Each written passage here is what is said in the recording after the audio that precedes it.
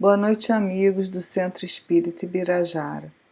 Estamos nesta noite felizes porque receberemos a Cristiane Drux, que é da área executiva, da diretoria executiva do CERJ, da área de comunicação social espírita, e tem nos oferecido sua companhia e seus conhecimentos, vez por outra, em reuniões públicas aqui no Centro. Uma breve prece e com muito carinho recebê-la. Amigo Jesus, agradecemos por esses momentos de confraternização, de entendimento, em que aprimoramos o nosso olhar, o nosso raciocínio e também o nosso sentimento, através do envolvimento por nossos mentores espirituais nesses momentos de reflexão. Que tu possas estar com cada um de nós em nossos lares durante esta noite, a fim de que possamos, desdobrados, ir em direção ao trabalho, ao estudo, ao enriquecimento do nosso espírito. Esteja conosco hoje e sempre, que assim seja.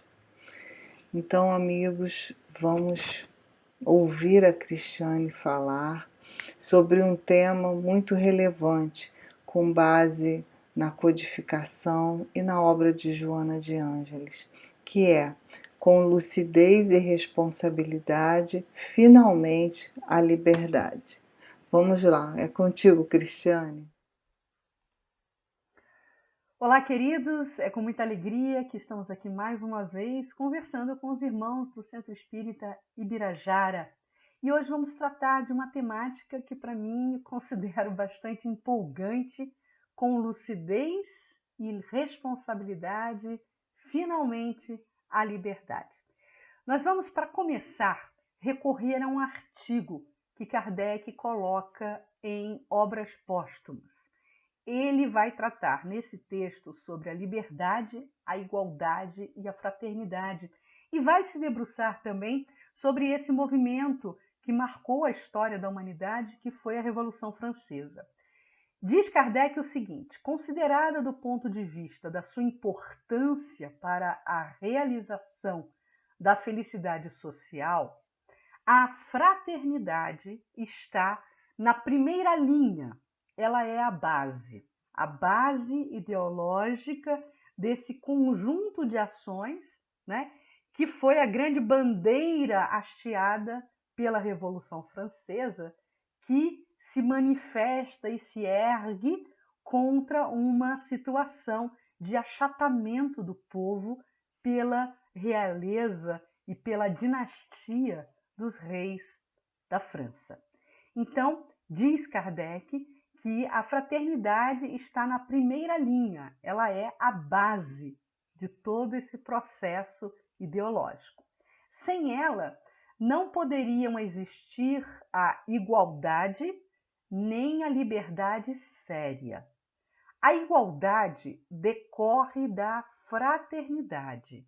E a liberdade, que é o foco do nosso estudo de hoje, é consequência das duas outras, ou seja, a liberdade, ela é consequência tanto da fraternidade, tanto quanto da igualdade. Com efeito, suponhamos uma sociedade de homens bastante desinteressados, bastante bons e benévolos para viverem fraternalmente, sem haver entre eles nem privilégios, e nós vamos falar desses privilégios em relação à liberdade, nem direitos excepcionais, pois de outro modo não haveria fraternidade. Tratar alguém de irmão, espírito fraterno, é tratá-lo de igual para igual. É querer quem assim o trate para ele o que para si próprio quereria. Num povo, num povo de irmãos, a igualdade será a consequência de seus sentimentos, da maneira de procederem e se estabelecerá pela força mesma das coisas. E aí Kardec faz uma grande indagação. Qual, porém, o inimigo da igualdade? E o mestre Lyonês responde: o orgulho, que faz queira o homem ter em toda parte a primazia e o domínio. Olha uma outra palavrinha aí fazendo antagonismo à liberdade. Que vive, esse homem, que vive de privilégios e exceções, poderá suportar a igualdade social, teoricamente, né? Disfarçadamente sustentar, suportar a igualdade social, mas não a fundará, não a sustentará, não lutará por ela, nunca. E na primeira ocasião a desmantelará, diz o codificador. Ora, sendo também o orgulho uma das chagas da sociedade, enquanto não for banido, oporá obstáculo à verdadeira igualdade. Então, meus irmãos, trazendo essas ilações do nosso mestre Allan Kardec para a nossa realidade do cotidiano, pensamos, por exemplo, nas contingências políticas, que também foi uma contingência que marcou a Revolução Francesa. Por que a Revolução Francesa não deu certo, né? Na execução dos seus ideais nobres?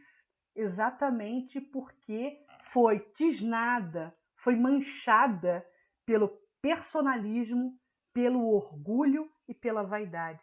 Aqueles que empunhavam a bandeira da liberdade e da igualdade, buscando a finalidade da felicidade e da fraternidade, quando puderam exercitar a liderança, quando puderam exercitar a condução daquele povo francês, falharam nas suas missões. Falharam porque deixaram-se levar exatamente pelo orgulho e pelo egoísmo.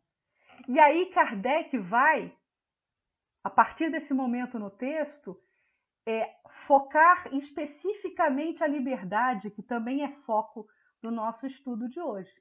A liberdade, diz Kardec, é filha da fraternidade e da igualdade.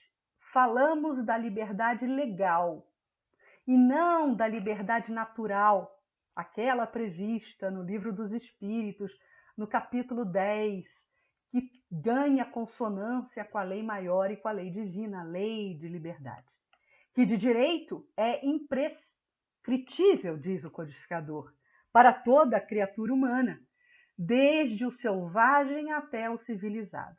Os homens que vivam como irmãos, com direitos iguais, animados do sentimento de benevolência recíproca, praticarão entre si a justiça. Não procurarão causar danos uns aos outros e nada, por conseguinte, terão que temer uns dos outros. Então, decorre daí, segundo Kardec, e a gente continua lendo obras póstumas, a liberdade nenhum perigo oferecerá, porque ninguém pensará em abusar dela em prejuízo de seus semelhantes. Mas como poderiam o egoísmo que tudo quer para si e o orgulho que incessantemente quer dominar, quer exercitar poder, quer exercitar achatamento do seu mais próximo, dar a mão à liberdade que os destronaria?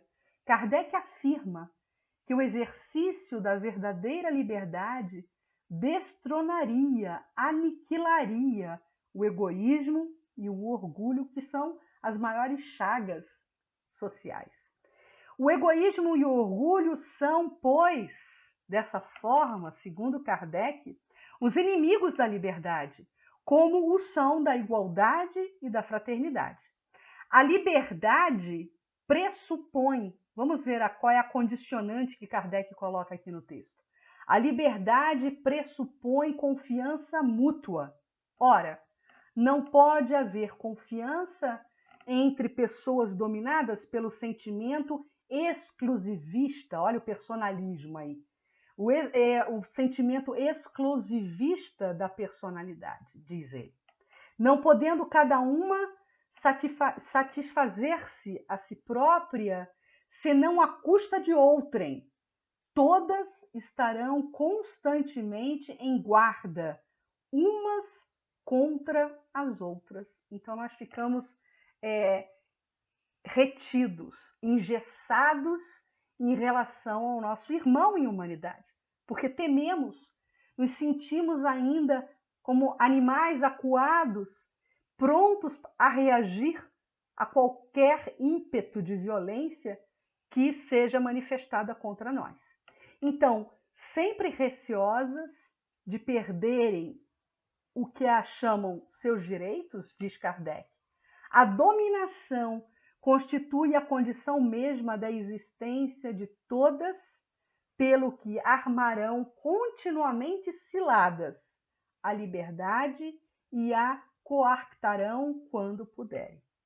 Aqueles 3 princípios são, pois, conforme acima dissemos, solidários entre si, liberdade, igualdade e fraternidade, e se prestam mútuo apoio. Sem a reunião deles, o edifício social não estaria completo. Então, se sonhamos com uma sociedade mais justa, com um mundo melhor, precisamos exercitar em essência aquela ideologia chancelada pela espiritualidade que nos evocava os sentimentos de liberdade, de igualdade e de fraternidade, mas que depois, infelizmente, foi tisnada pelas injunções humanas. No livro Libertação, e agora a gente vai se debruçar sobre 2 textos de Joana de Ângeles, para nortear aqui a nossa conversa, no livro Libertação, a mentora Joana de Ângeles vai nos falar de outra faceta da falta de liberdade. A situação quando o indivíduo, diz ela, se entrega ao apego material, à posse, que ela classifica como sendo uma paixão detestável, que se origina no egoísmo infeliz. Ilude-se, diz a mentora, quanto ao status de segurança, pois se esquece que está na terra, a pessoa avarenta, ela se esquece que está na terra em estado transitório, em que a relatividade e as incertezas do mundo fazem parte da vida material. Em Mateus, no capítulo 6 do Evangelho, nos versículos de 19 a 21, nós vamos encontrar essas preciosas palavras aludindo ao Mestre. Diz ele: não acumulem para vocês tesouros na terra, onde a traça e a ferrugem destroem, e onde os ladrões arrombam e furtam. Mas acumulem para vocês tesouros nos céus, onde a traça e a ferrugem não destroem, e onde os ladrões não arrombam nem furtam, pois onde estiver o seu tesouro, aí também estará o seu coração. O que é isso, meus amigos? O Evangelho está nos entregando uma mensagem muito assertiva. A necessidade do nosso olhar se deitar em relação à vida futura. A recomendação é de nos libertarmos da avareza, sendo, em contrapartida, generosos, caridosos, pois a caridade é a maior das virtudes. Lembramo-nos ainda do Mestre, que nos recomendava que buscássemos primeiro o reino de Deus e a sua justiça, e tudo, garantia ele, lhe será acrescentado. Então, essa questão da vida futura Se a noção de vida futura nortear a nossa presente vida, nós estaremos semeando um futuro promissor, porque somos imortais, somos espíritos eternos, e na nossa jornada espiritual temos que nos desfazer, né, das injunções da matéria e dos apelos da matéria e de tudo aquilo que se relaciona, né, com a situação restrita da dinâmica material, para nos alçarmos voos em termos de comportamento acertado em relação à vida espiritual. A noção de imortalidade torna os haveres do mundo secundários. O poder do dinheiro, por exemplo, quando falávamos da avareza, né, que é incensado exatamente por um falso pretexto de segurança e liberdade, esse poder do dinheiro, ele é temporal, sendo eterno apenas as aquisições do espírito em forma de virtudes. Em todas as passagens do Evangelho, eu gosto sempre de fazer esse desafio quando eu tenho a oportunidade de falar sobre esse tema. Em todas as oportunidades, em todas as situações do Evangelho, Jesus sempre trouxe no bojo e na essência da sua mensagem, da sua interlocução com aqueles que o acompanhavam, sempre trouxe, sempre, sem exceção, a noção de vida futura. Então, a grande entrega da mensagem da Boa Nova é esse alerta que somos espíritos eternos e a nossa verdadeira vida não é a vida da matéria, é a vida do espírito, né? Então, essa liberdade, ela só será alcançada quando nós realmente nos exercitarmos dentro desse novo olhar, dentro dessa nova dimensão que é a dimensão espiritual da verdadeira vida, da nossa jornada evolutiva enquanto filhos de Deus e espíritos eternos.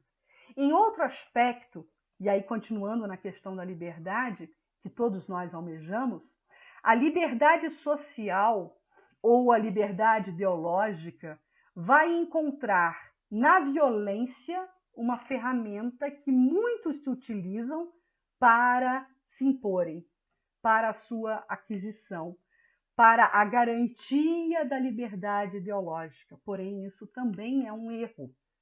Essa é uma atitude ilusória, de acordo com os conceitos doutrinários, de acordo com o Espiritismo. A violência, meus irmãos, jamais assegura a liberdade real. E aí, ainda recorrendo aos insumos entregues nesse belíssimo texto que vamos encontrar sobre liberdade na obra Libertação, de Joana de Ângeles, a mentora diz o seguinte: somente mediante a consciência e a responsabilidade o homem se liberta. Então achamos, segundo Joana de Ângeles, duas condicionantes: a responsabilidade e o despertamento da consciência para a verdadeira vivência de liberdade. A liberdade, segundo ela, caminha ao lado da responsabilidade. E aí vamos nos lembrar, né, da famosa tragédia grega de Sófocles, né, um autor grego da antiguidade, que nos oferta a belíssima história e a simbólica história de Édipo.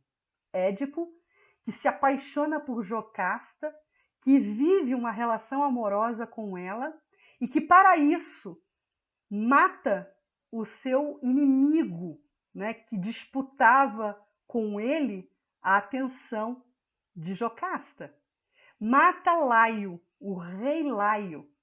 E depois, de acordo com injunções da história e desse drama grego, Édipo descobre que se tratava de uma estrutura novelesca e dramática de um assassinato em família, porque Édipo foi e era, sem saber, filho do rei Laio, e sua mãe era Jocasta, a quem ele tinha por amante. E diante dessa desdita, diante dessa revelação, diante dessa cruel realidade, o que Édipo faz? Ele não aguenta essa realidade e se mutila, se pune, se culpa. Ele se vê incapaz da prática do auto-perdão e da guinada de vida. Diante dessa tragédia, ele se pune, mutilando-se a si mesmo, arrancando os seus próprios olhos. O que é simbólico também, porque aquele que arranca os seus olhos não quer enxergar, né?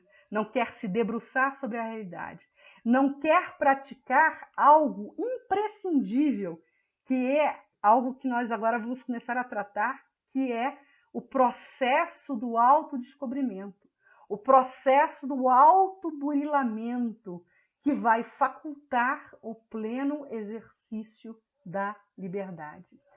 Com a liberdade conjugada, com essa responsabilidade, essa noção de quem sou e do que eu devo fazer na estrutura social, né, para com o meu próximo, de como devo manter e como devo traçar as minhas relações em sociedade, essa noção de responsabilidade, com essa liberdade conjugada e com responsabilidade, o homem evita se tornar libertino, rebelde ou insensato.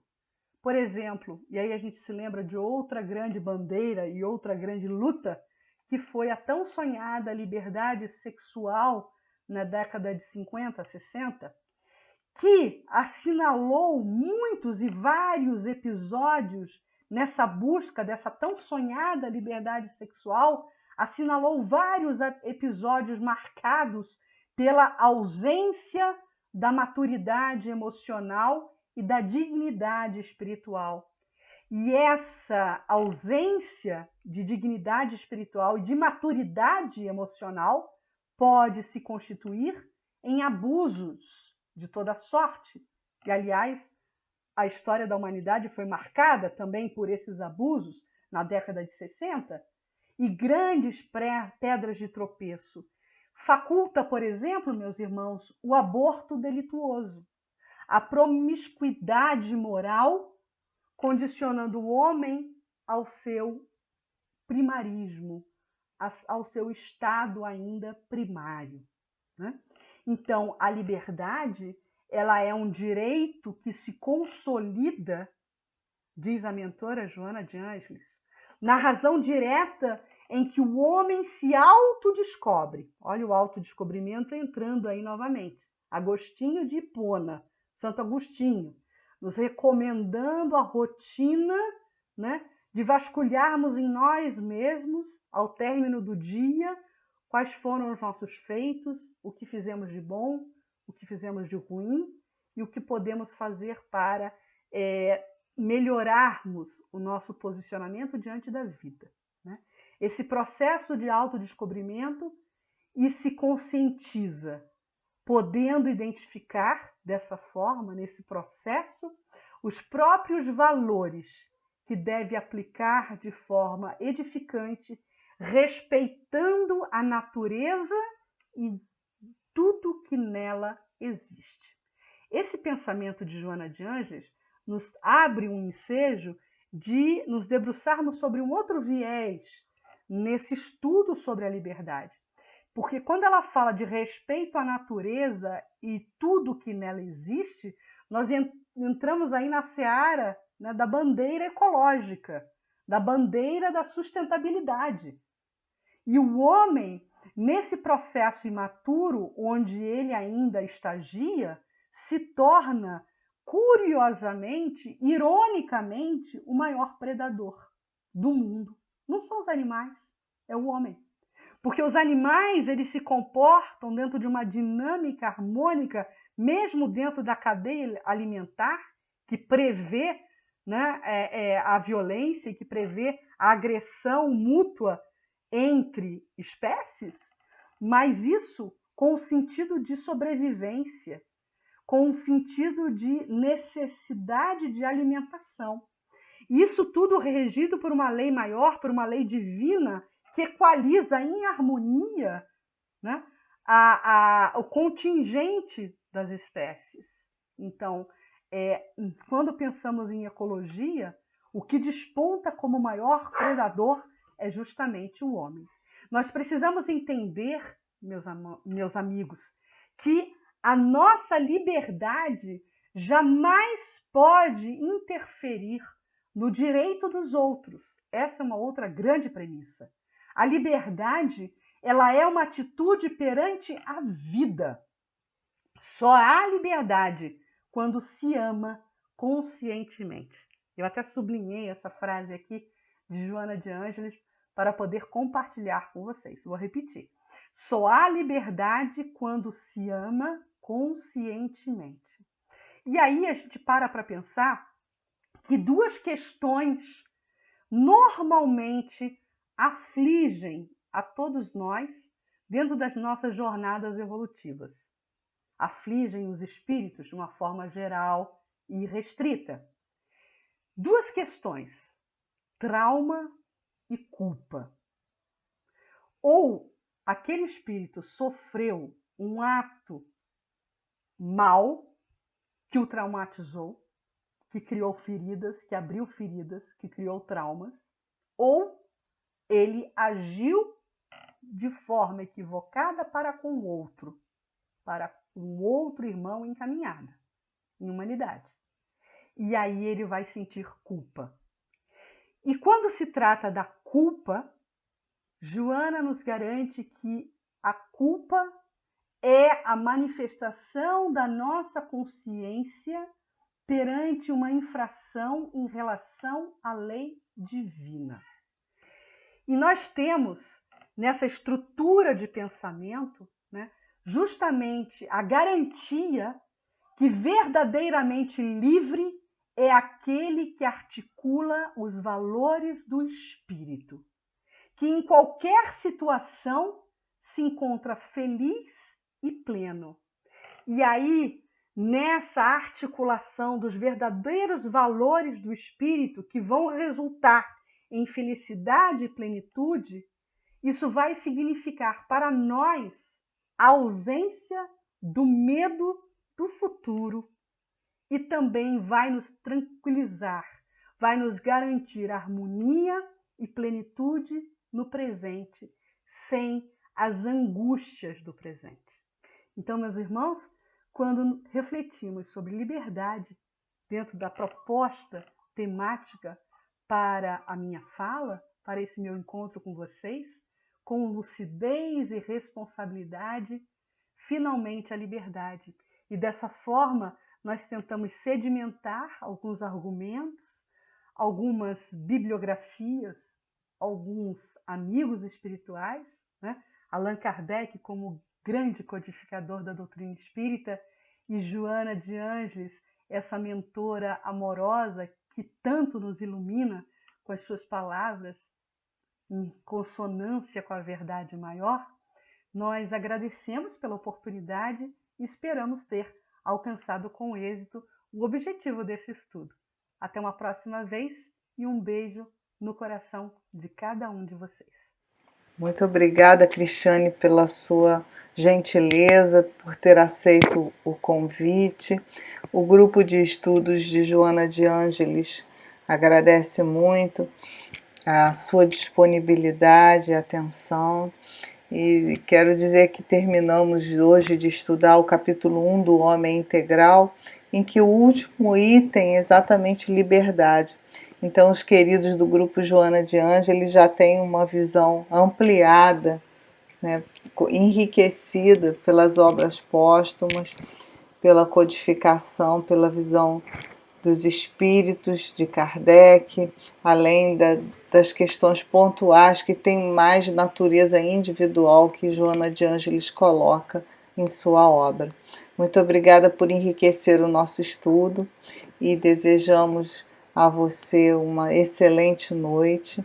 Agradecemos ainda aqueles que nos assistem e que todos nós possamos ter uma noite de muitas reflexões e trabalho interior incessante, nesse caminho da evolução. Um beijo carinhoso a todos.